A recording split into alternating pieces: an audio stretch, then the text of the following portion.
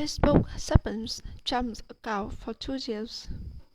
Facebook said Friday it will continue its suspension of former President Donald Trump for at least 2 years. The social media company also announced changes to a policy that permitted politicians to post some kind of content that violated its rules. The changes were announced in a statement by Nick Lex, Facebook's Vice President of Global Affairs and Communications. The company suspended Trump's Facebook and Instagram accounts in January. Facebook said it took the action because Trump posted content that triggers fueling further violence after the January 6 storming of the U.S. Capitol by his supporters. Glegg says the decision to extend the suspension until at least January 2023 was made because Facebook believed Trump's action represented a serious violation of its rules, and his actions had earned the high-grade penalty available under the new enforcement measures. The latest decision came after a Facebook advisory board last month criticized the company for making Trump's suspension indefinite. The board said the open-ended ban was wrong because it was ordered without clear standards. When the 2 years are up, Facebook will look to experts to assess whether the risk to public safety has receded, and the company decides where there is still a serious risk to public safety. We will extend the restriction for a set period of time, Clay said. In a press release, Trump calls Facebook's decision an insult to Americans who voted for him in the 2020 presidential election.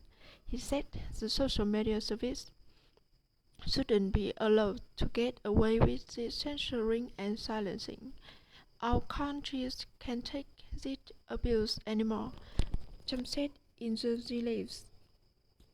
Facebook also announced it will strengthen penalties for public figures during times of civil unrest and violence. It said those who violate its policies during such times can be restricted from posting for periods between 1 month and 2 years. Public figures who continue to violate policies after being placed under restrictions will be subject to high-graded penalties, including possible permanent removal, the company says. Facebook also said it would end its new shortness exemption policy for politicians. The policy permitted content posted by politicians to avoid going through the company's usual third-party fact-checking program.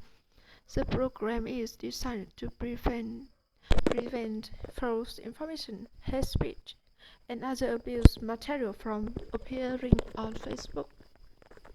But Facebook said it put the exemption on in place because it saw the speech of political leaders as newsworthy in the public interest, even if the content was offensive or highly disruptive.